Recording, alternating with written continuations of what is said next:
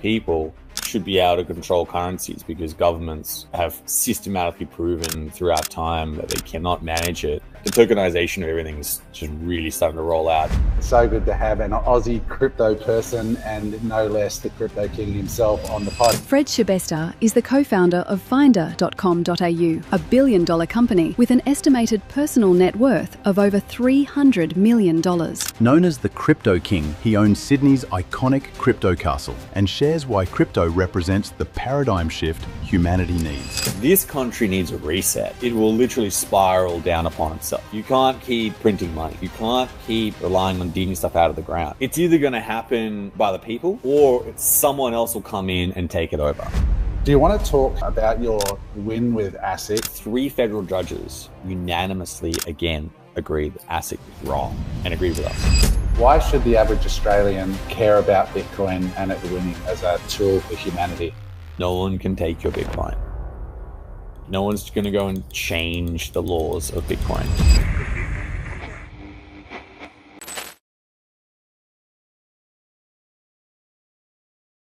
Today we are joined by the one and only Fred Shibesta, who is a very well-known Australian entrepreneur. You may have seen him on various news articles or clips in the media.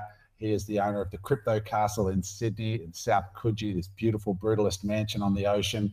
And he is the founder of Finder, one of the most successful websites in Australia with around 4 million monthly visitors.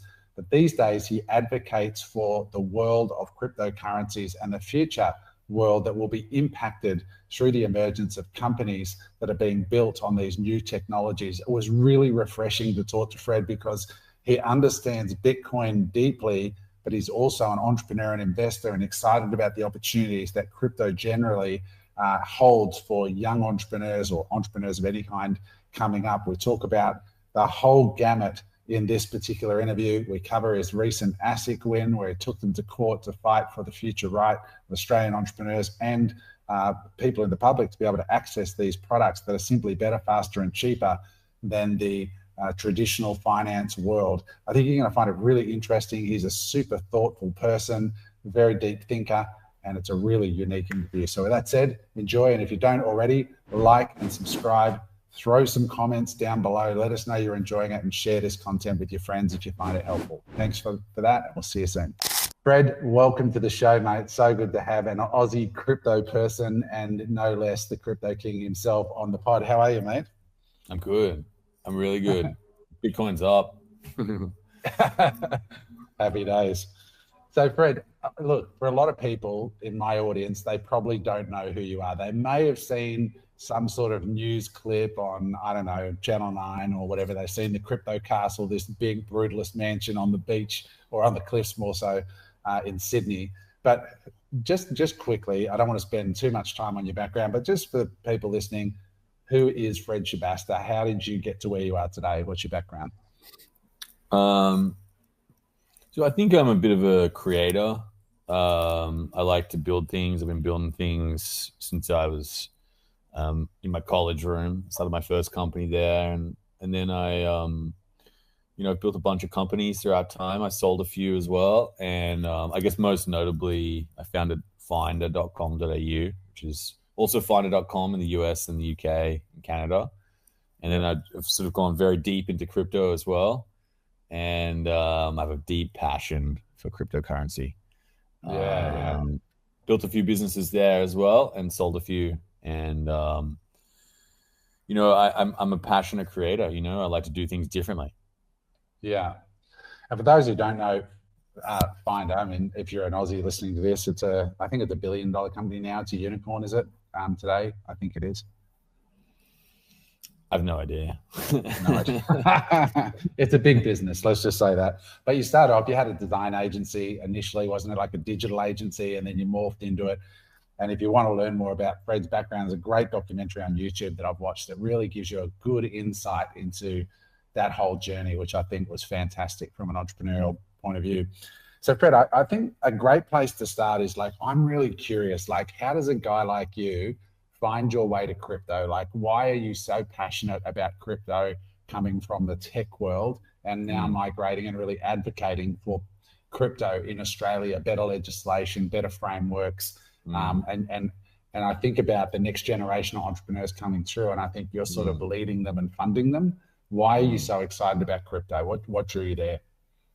Well, I think that the digitization of currency has been happening. I'd say probably for the last I'd say 15 years. We used to use a lot of paper, plastic, and we still do to some extent, but slowly over time, everything's become just digitized numbers that are sitting in a ledger. And I think the leap from 1971, the disconnection from the gold standard has just completely busted up and inflated currencies. Seigniorage is rife and out of control. And I think those two ideas are kind of fundamental. And I think the last one is that the people should be able to control currencies, because governments have systematically proven throughout time that they cannot manage it. And if you want, out of interest, anyone who's listening, go to Wikipedia and Google the number of failed currencies that exist throughout human history. It is an exorbitant list. You can't use the Roman denario anymore, unfortunately. And that's because at the end of the Roman Empire, most of the coins was just lead instead of gold, which has been stolen by the government throughout time. So I think the combination of those three things, and the other things that I love to combine is, it's a combination of marketing, finance, and technology. Three things that I love combined together in one single thing. And I think this creates a huge opportunity for a new financial system. And I say new financial system, and I mean that in every sense of it. A lot of people don't like that. Like when I say that, they get really whatever. Like I keep saying it because it's happening, right? The tokenization of everything is just really starting to roll out. US is ramping up. And you watch it'll roll out around the world.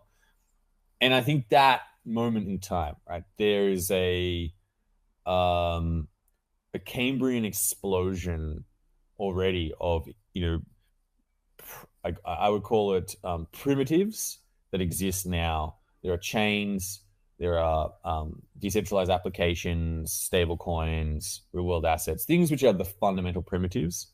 But the true change in moment in time in cryptocurrency, what will happen is when we go from all the money being in the infrastructure and all the money instead transferring now to the applications. And we saw that in the internet, right? The internet, Cisco was like the number one hottest stock. The ones providing the internet, they were the super, super sexy ones. And now you look at it, all the value has gone now to the people who control the applications that deal with the customers. And that hasn't happened in crypto yet. It hasn't happened. The chains are worth more. You look at the top coins, it looks like the old stock market where Cisco was right up there. And obviously that changed.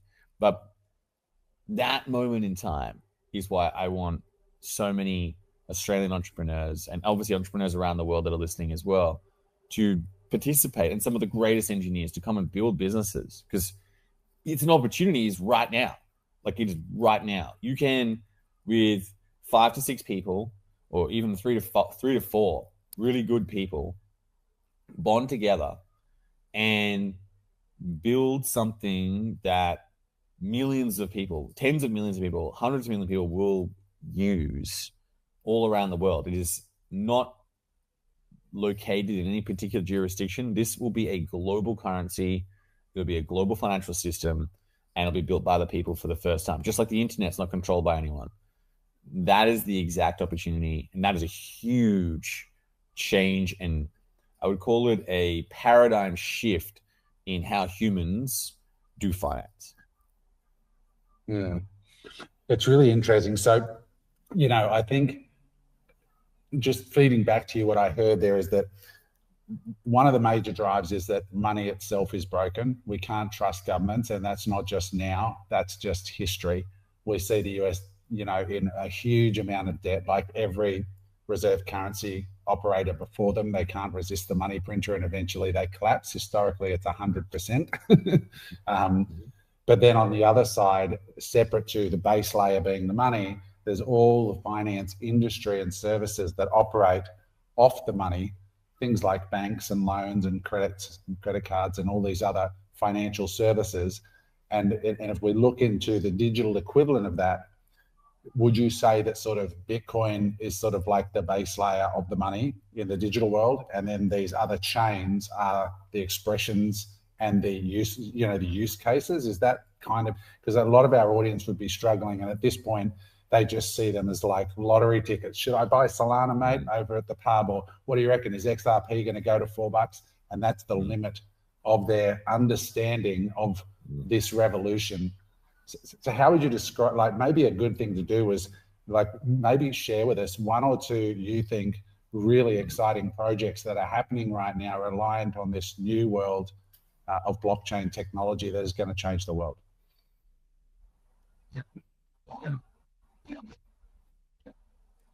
Yeah, so I think anyone in crypto, if you're in it long enough, you'll buy Bitcoin, and then you go and explore a lot of other things, and then eventually everyone always comes back to Bitcoin.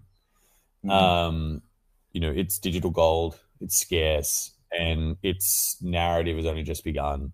You're looking at what gold looked like 5,000 years ago when someone held it in their hands and gave it to someone and said, "This is really rare.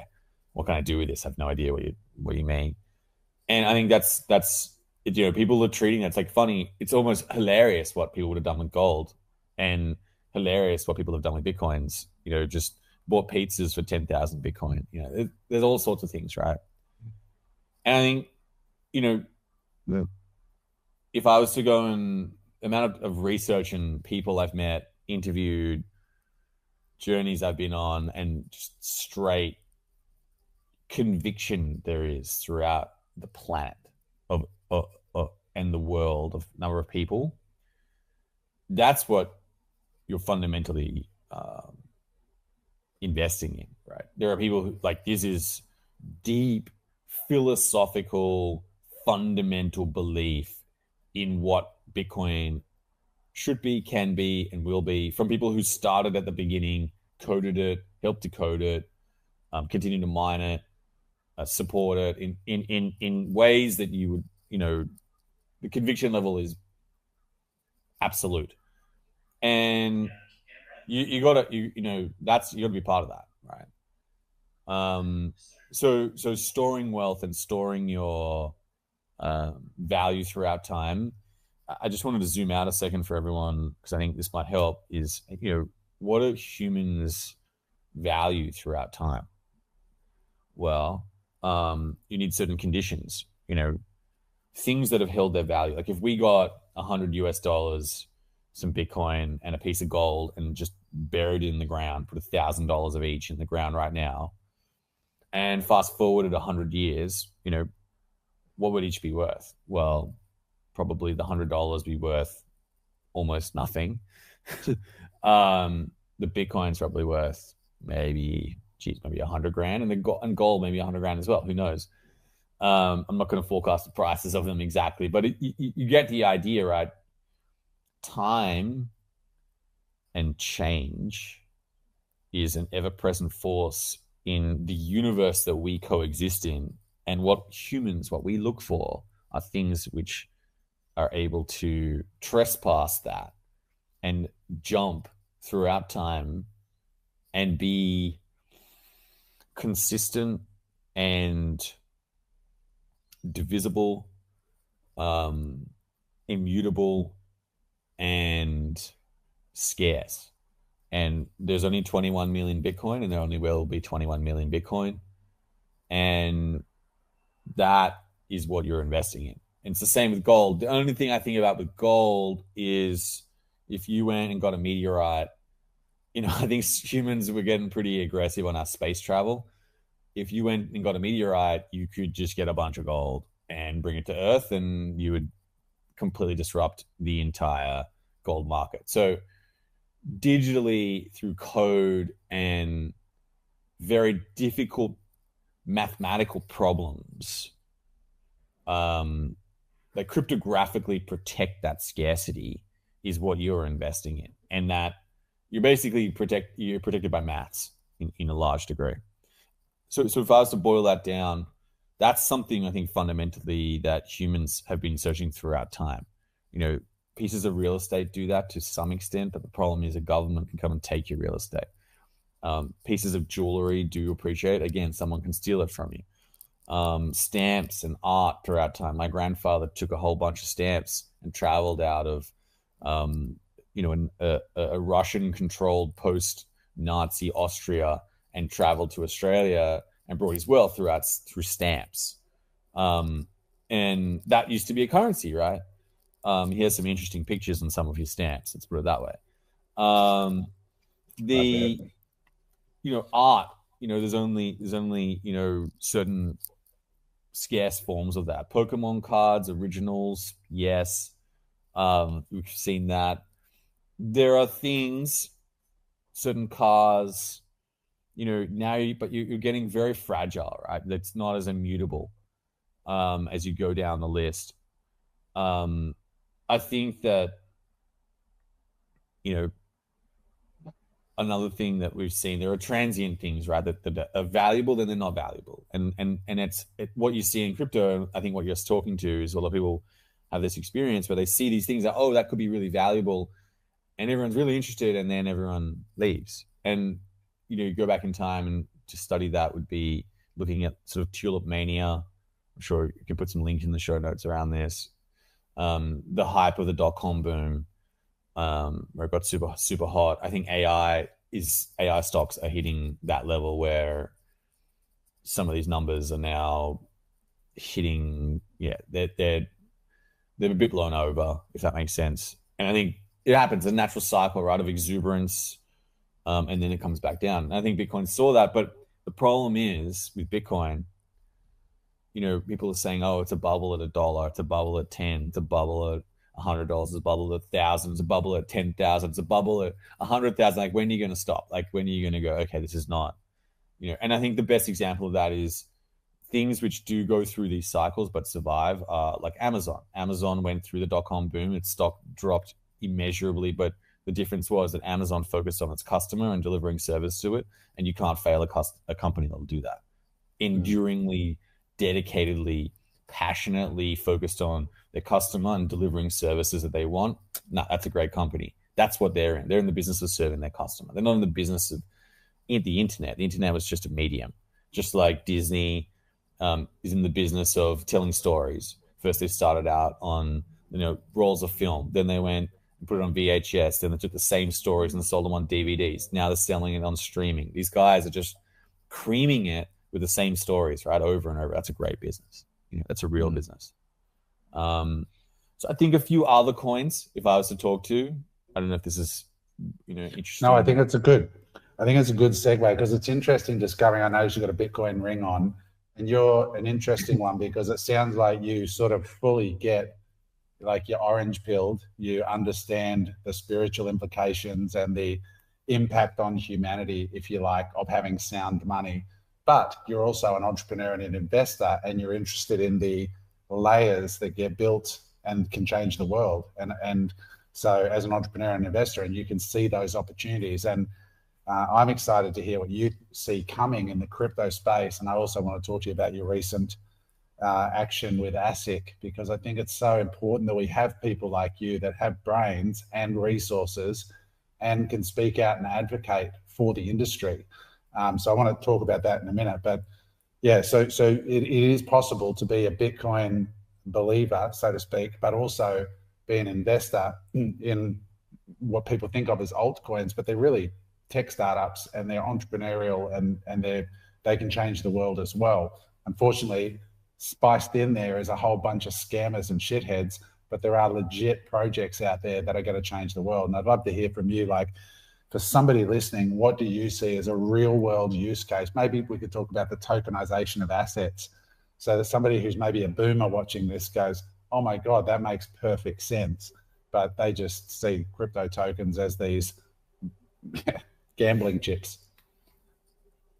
Yeah, I think if I was just to start in where I'd start, and I think it goes down a fairly large rabbit hole. I think one of the something which I've been fascinated by and believed in is stable coins. I believe, and I saw this back in 2021. I thought Circle was the most undervalued company in crypto, and I was trying to buy its stock so badly, but they wouldn't sell it, right? You were right. And the interest rates were terrible. They were losing money for so long. But let's just talk to that for a second. What's the use case? What's the problem? What is it? Yeah, what is a stable coin for the listener? Yeah. Yeah, so stablecoin is a one-to-one representation of a fiat currency. So if you want to move, if I want to send Adam $100 today in value, I can send him a stablecoin over a blockchain, and I can choose a range of different blockchains, and I can send it from my wallet to his, and I don't need to call a bank. I don't need to call a third party. I don't need to speak to anyone. I can just send that any time of day. And that use case of transferring money, initially for a lot of people who are in countries where transferring money just happens. In Australia, the rails are fine. India, the rails are great. America, it can be a bit bumpy, but eventually the FedWire system does work. And Visa and MasterCard fill a lot of gaps. Europe works, UK works, right, to some extent. But there are many countries where, for example, I have a animator. This is just a real life example, and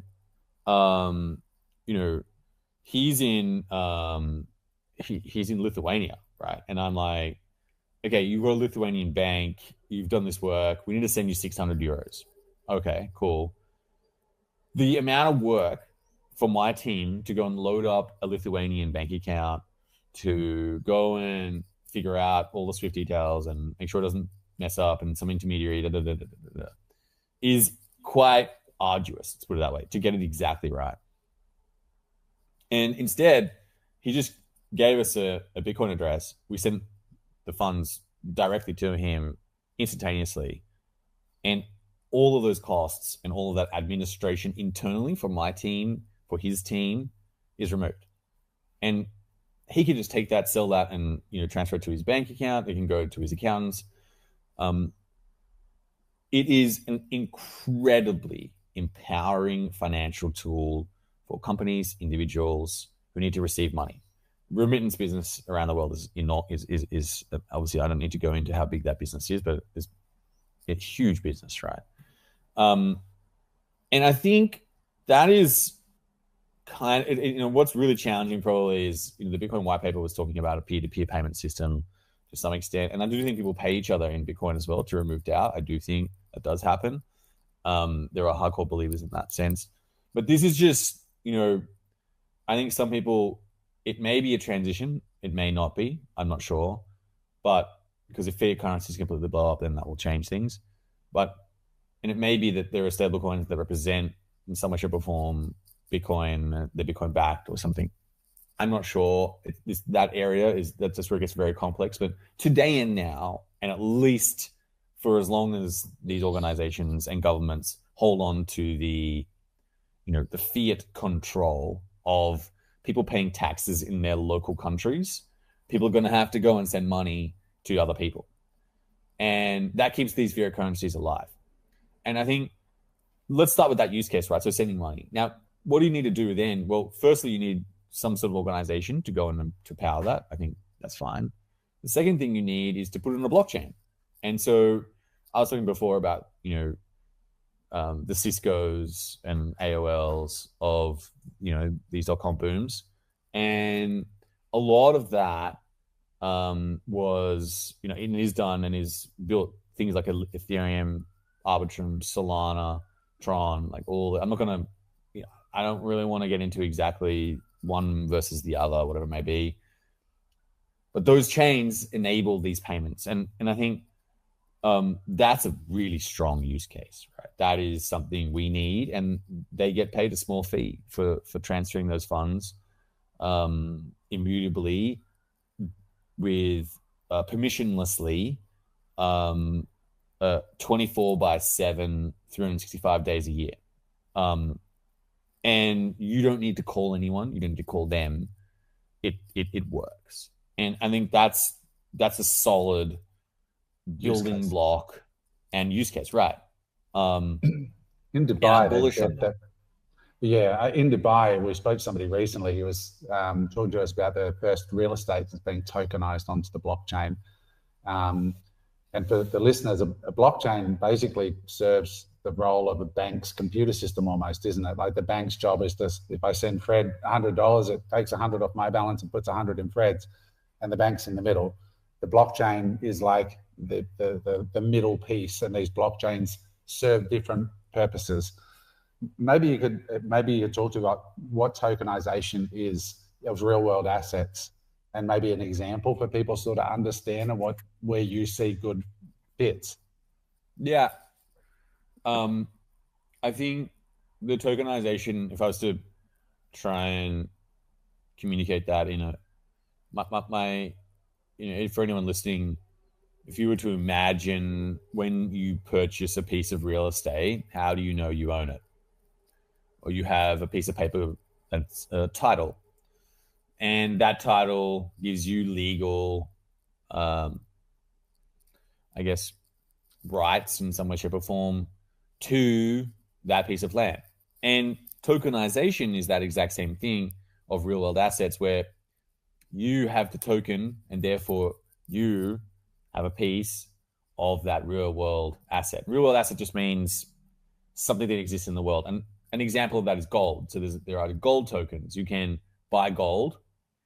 You buy the token and you have a representation of gold. And this company, this organization, holds that actual gold, just like Fort Knox in the US holds gold, and they say how much they've got. They attest to how much they have.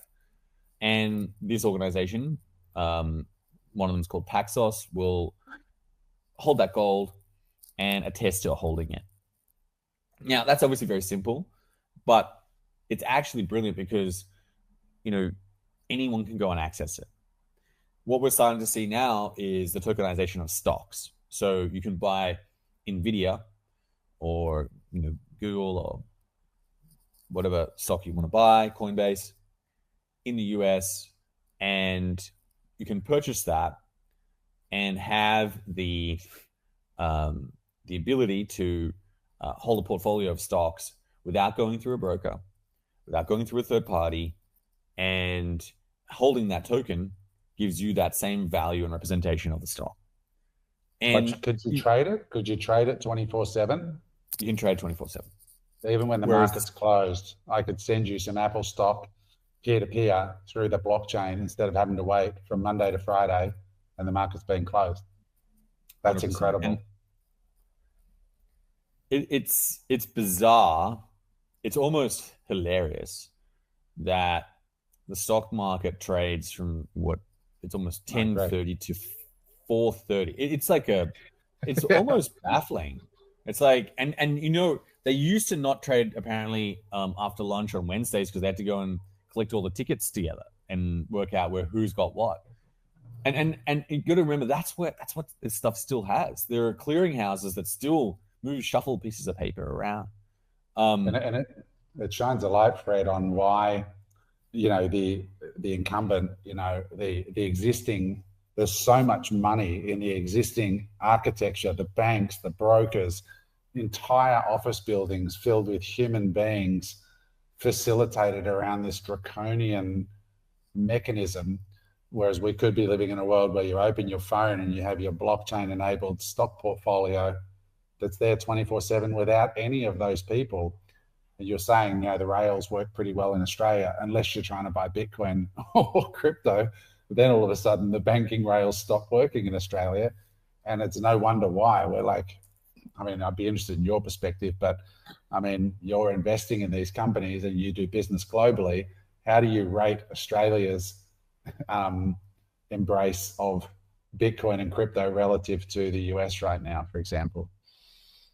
So I think Australia was quite ahead initially.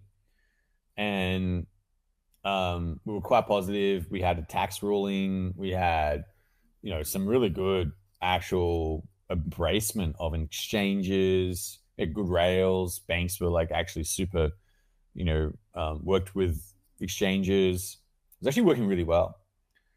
And then the US just went full nuclear anti-crypto because the banking industry lobbied the government to go and kill it, basically. And that, what's brilliant about the US is that what I admire about them is for all their failings, they swing back, and they change. And that's the remarkable part. That is what makes America an incredible organization and country, and very founding amazing principles. Whereas in Australia now, it's still they followed the US, started suing people with zero laws written, and started regulating by enforcement without any grounds or means. And the funny thing is, the thing that triggered all of this, was FTX, which was an exchange, blowing up, and regulators, being annoyed by that. I haven't heard yet of a court case in Australia for FTX, or some of the people that were involved with it, maybe the legal teams or anything. And here's the other kicker. They had an AFSL. They had a license in Australia. So, who got fired for approving that? Who did the due diligence on this organization? Instead, in Australia, they went after, and have gone after, yes, there's probably, a few, I'd say, straight scammers that have stolen or been, involved with fraud. Great. But the actual big cases were for companies and organizations trying to be compliant with legal advice, to comply with laws that were written in 2001, the Corporations Act, before cryptocurrency was ever invented, with definitions that are very clear, written in law, have case law with them, and started suing people. And they have been losing. And the thing is, no one's being held accountable. No one's come and gone, hey, you're spending our taxpayer money and just firing bullets at people without writing laws. You're basically shooting the Wright brothers before they had a pilot's license and going, you can't fly a plane. Or, Burke and Wills, crossing over the Blue Mountains, and they're saying, oh, you're in real estate and you need to get a license to go and create new land. It's like, or the horse industry, the car, Henry Ford rolls out the Ford Motor Company, and people start driving cars, and they go around suing people for driving this new thing. Like, insane. Just, that's the level of and I think the thing that frustrates me the most about this is that Australia used to be a country of a fair go, of progression and possibility. And now, as a country, you've got, and this is the puzzling part to me right now, is even more puzzling, is that you've got one party controlling Australia. They have all the control. No one can do anything. And they have no vision, no goals, and instead just letting it ride, letting it get more and more bureaucracy, more constriction, continuously writing laws, and stopping Australians from progressing. This country needs a reset. And it's either going to happen by the people, or someone else will come in and take it over, because it will literally spiral down upon itself. You can't keep printing money. You can't keep relying on digging stuff out of the ground. Eventually, someone's going to come and take it. You can't keep this protectionism, small mindset, small like litigiousness continuously rioting and constricting its people. You can't, it's still a convict nation to a large degree. You're living in a prison of laws when there are no laws. Like, you need to write the laws. That's not how it works. And I think there's going to be a big reset in Australia. I forecast. How do you, when you say reset, what do you mean specifically by that? So I think that the basis upon which the value is of way value is created in this country and stored and operated and regulated will be upended, and it will be done by the people or by force. In other words, someone else, some other country will just see this country at its knees because it's failed to innovate, failed to go and progressively move forward and compete on a global scale, and whittled away to insignificance. And the way it'll do that is it'll strangle itself. People don't, people say this, most companies, they don't fail. They actually die from suicide. People just, the founders leave. That's what happens eventually. Companies should never stop working. If the founders don't leave, then eventually they'll get up. And that's what's happening in Australia. There will be a reset of the way in which, one, and I say about regulation, I'm talking about like you've got the king ruling the country. Like, that's puzzling to me. We're doing 1700s ideologies. We move past that. I think you've got a country where you are mining stuff out and you are not building this sovereign wealth of Australians. We are like handing over all these profits to these companies, and the sovereign, like you look at Norway, look at the Qatar, the sovereign wealth of Australia should be probably one of the top 10 richest nations of per capita in the world for the amount of stuff that gets dug out of the ground and sent overseas. It should just be royalties galore. And there's plenty of fat in it. And the last thing I'll say is you've got, unfortunately, a nation where progression is not valued, where discourse, where rejection of the status quo is not valued. It is cut down, and it's cut down by the media, which is a bonkers thing to me. The media should be bigging up this small nation, small, insignificant, tiny island of 25 million people. There are 20 million people in Tokyo. Like, it's puzzling, right? Like, have some perspective.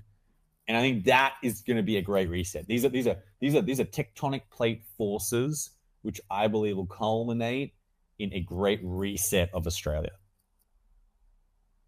Yeah, I mean, I worry deeply about the future because outside of mining, which we're giving the profits away to corporations, and the average Australian wealth is not growing, as you said, directly from it. And I think about the future Freds, and I think about the future Melanie Perkins and the future Mike Cannon-Brooks and guys that are no doubt in your circle.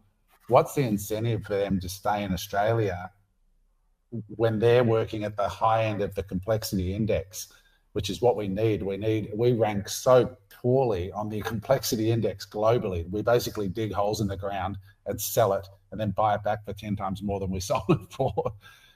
But we need, in a small country like what we have, the future versions of you that create value and jobs and taxes to stay in Australia. Do you think they're going to leave if they're not incentivized, or where do you see it? Because the tech is just making the world a much smaller place, and people can be anywhere. Or do you think they'll just stay out of loyalty? What are you seeing and hearing? I've seen over the last 5 years a great exodus of Australian entrepreneurs out of this country.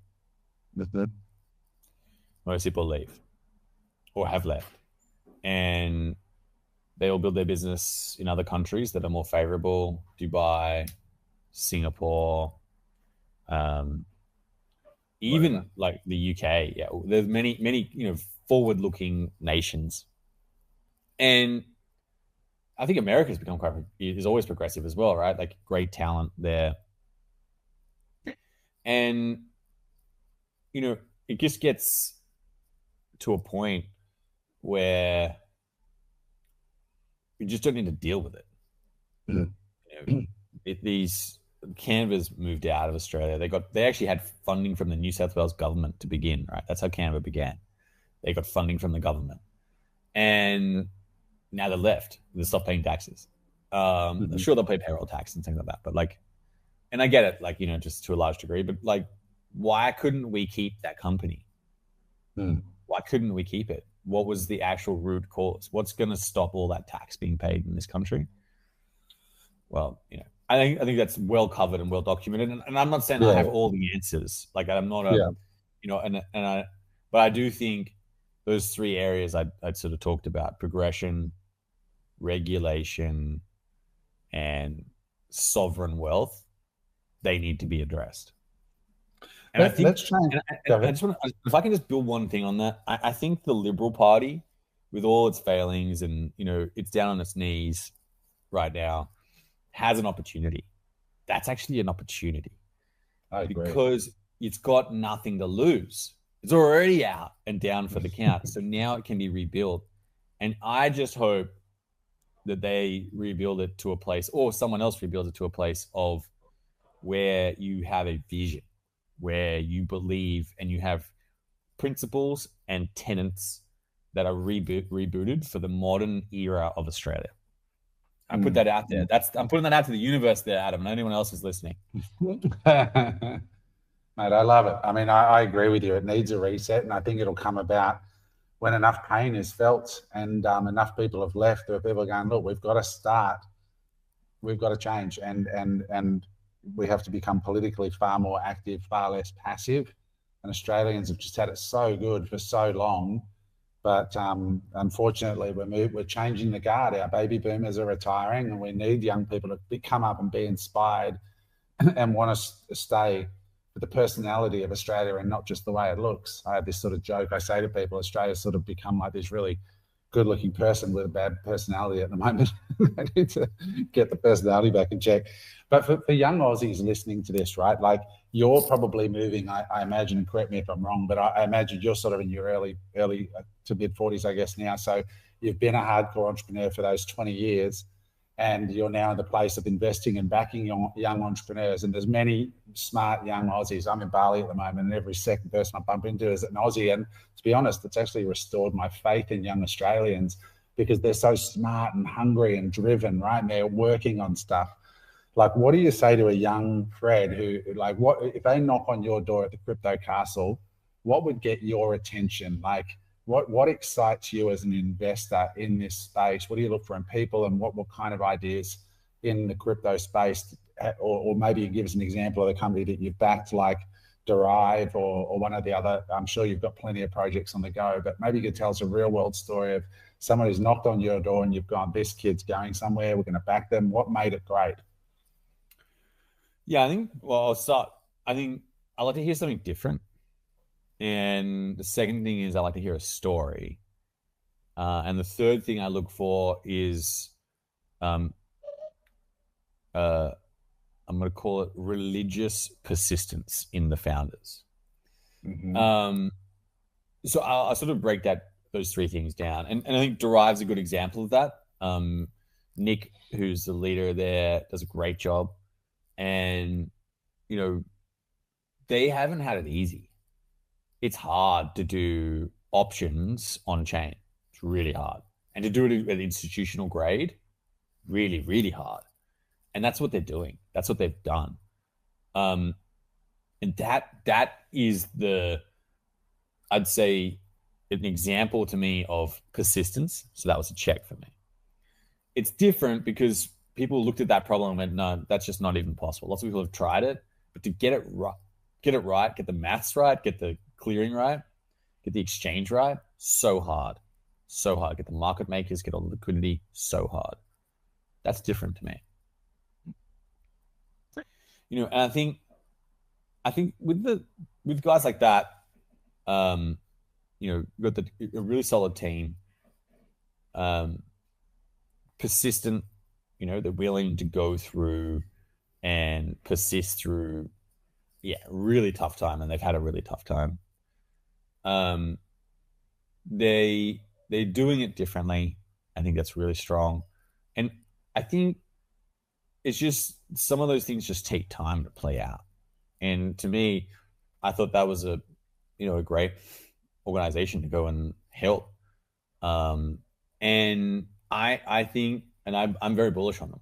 I think it's great. And I think it's a great example of a use case as well, right? It's something where anyone can now participate in options. I think if I was to, if someone was to knock on my door now, and I'm going to give a different example. I had this conversation. This is very deep. A guy I respect, he asked me to go and have a chat with his son. He wasn't sure what to do. He told me about, some of his real estate ventures, and he worked as an agent, and, he was a good sales guy, right? He said, what should I do? I'm thinking of building this business. He pitched a whole, like some pretty good ideas. I was like, oh, that's a pretty good idea. I don't know whether it has scale, right? It's maybe it'll get there, maybe not. And I think that, what I said to him, this is absolutely brutal, but I just said, and what I would do if I was you, he's just like, what would you do? I said, I'd get on a plane right now and fly either to New York City or San Francisco, call up 50 founders and say, I'll work for free for you. Get in on the ground floor and build your way up to the front line of American innovation, growth, and you will be of service to them. You will do whatever is required, and you will learn, several lifetimes of knowledge in the span of 18 months. And that is what I would do. And whatever's required to go and do that. Scratch, fight, do whatever you need to do. I think the one that I skipped before, by the way, Adam, was a story. I think a good story, it's a simple story, but one that people can talk. Options on chain is a simple story. It makes sense. The options market is bigger than the spot market in the world. And I think it'll happen in crypto as well. And I think those three things, right? So something different, story and persistence in the founder. But that's genuinely my advice. I told this kid, and I don't know if he's done it yet or not. I should follow up probably. But I think anyone who's coming to me and you don't have a deep customer insight or something different, like, I just... Yeah, you got those three things. Can you tell a good story? Are you persistent? Because I can't tell you what the company's going to do, right? Companies change and they evolve. I can't tell you whether you've got a good idea or not. Actually, all I care about is how committed and how persistent are you prepared to go and be. That's a big determining factor. Because I've seen founders that I've backed, and they just keep going. They're relentless, and eventually they get product market fit, and eventually they win. I'd say I'm probably one of those guys, right? Like my first business wasn't that successful, but I just kept building stuff, and that's what I keep doing, right? I keep making things. I think that's the root. I hope the listeners didn't miss what Fred said there. Like there isn't failure if you back the right founder. The fact that the guy or the girl will pivot and keep going until they find that product market fit. And the takeaway from that is, one, persistence, but secondly, smart people don't always win, right? Like, most of my career, it's a collection of failures with 2 or 3 home runs, but the rest of it was just a shitstorm of failure, right? And that's just how it is. And for young Aussies listening, I think it's really good advice to expose themselves internationally to the world. And Peter Thiel has a quote which came to mind when you were saying, he said, I ask founders, what do you know about your industry and niche that really smart people in that industry or niche don't know? And it's that insight, that special insight that's true. And you guys, I heard it on the documentary about the Finder story. it was like you were trying 5 or 10 different things, and then it was the credit card comparison that just went nuts, and nothing came even close to that. And so then you started aggregating credit card information, and that was really the thing that birthed Finder, on its journey. And so I think that's really powerful. Do you want to talk, just, I know we're going to be out of time in just a second, just to close it off, about your win with ASIC and what lessons you got from that? Because it was a big thing, I think, to, go to the market, basically offer a product, which was people put money with Finder into the Finder wallet. You offered a return. And then ASIC stepped in and basically tried to cripple the innovation. And most times that would have worked. I would imagine that most companies would just capitulate, pay their fine, and move on. But you pushed back and said, hang on a second, let's fight about this in court. And then you won. Maybe you could break down, just in simple terms, what happened and why you actually went to the time and risk and expense. And it would have been significant, I'm betting, to go through that process. Why did you do it, and how important was that? Yeah, so we were working on a product that I felt could really help Australians because there was no yield around. And what you would do is you would take fiat currency, Australian dollars, transfer it into a stable coin, and then you would lend that to us, and we would give you back a return. And that is actually most akin to securities lending. So this is probably a very deep niche, but a domain. If you have stocks and you have them with an investment bank, they'll go and lend those stocks out and give you a small return. So you can lend your stocks. That's not a lending contract. That's actually, it's not a there is a loan and a credit for the actual underlying, but it is a different arrangement to a loan.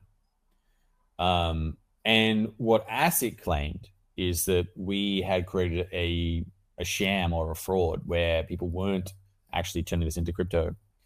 And instead it was a debenture. And the funny thing is, like, here's the serendipity strange thing is, I went and read the Corporations Act, and I read the actual debenture section. I read every single definition. I knew every single component of this legislation. So when they came at us, I said, no, I've been through this personally. I've been through it with several extremely smart lawyers, and they agree with me that this is not a debenture. Firstly, because it's not money. It's cryptocurrency. Cryptocurrency is not money in this country. That's not the definition. What ASIC themselves, the RBA, and the tax officers claim. It's commodity. So it's more akin to an apple. And if I went to you and said, hey, Adam, here, do you want to come and buy some apples for me? And you're like, sure. You buy 10 apples and I say, well, you know what, Adam, if you lend me those apples, those 10 apples, I'll give you a quarter of a slice every month for you lending me those apples because I need to go use them. And you're like, sure. And that's the arrangement that this is. And that's what we argued in court. And Her Honor, the first federal judge, agreed with us. 36 comprehensive pages agreeing with the way in which that product is structured. And ASIC then, I don't think, so when I actually first spoke to ASIC, they threatened me with criminal action to actually go to jail for 5 years for not having a license. So there's a criminal act. That's a fairly significant letter to receive. Who do you think was behind that? Do you think it was just ASIC, or do you think that there was a nudge from financial institutions to tap old Fred on the shoulder? Yeah, people don't like the Wright brothers making airplanes.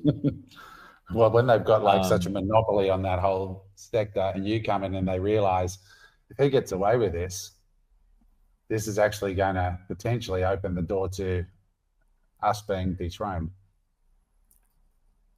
I don't know everything that went down, but I've never seen someone, come at someone vexatiously,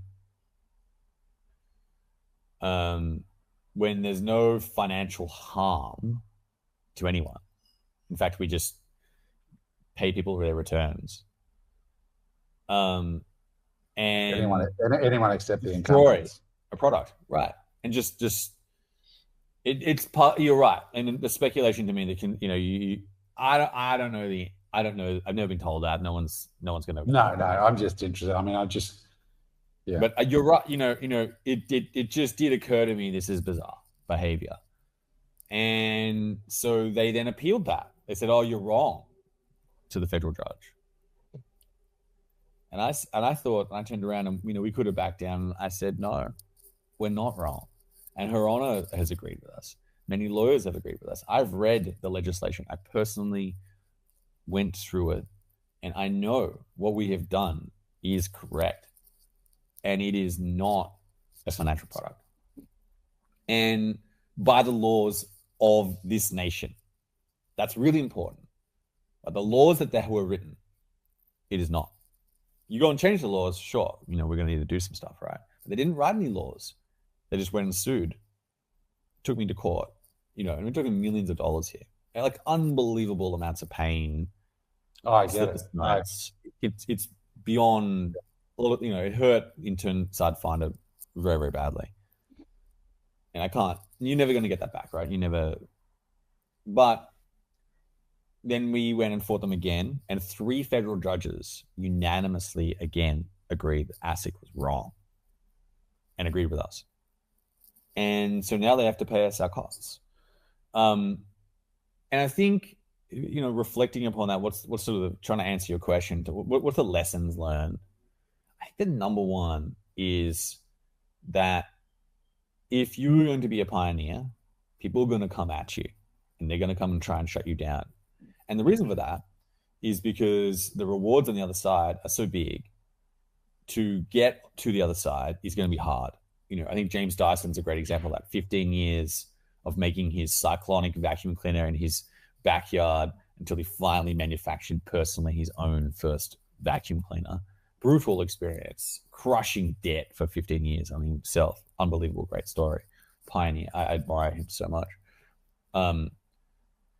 And I think the lesson is if you back yourself and if you have done the work, you should decline the people that are trying to shut you down because they're probably wrong, and go for it.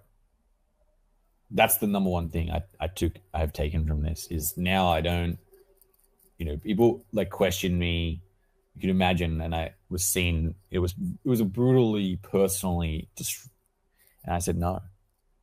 I declined that.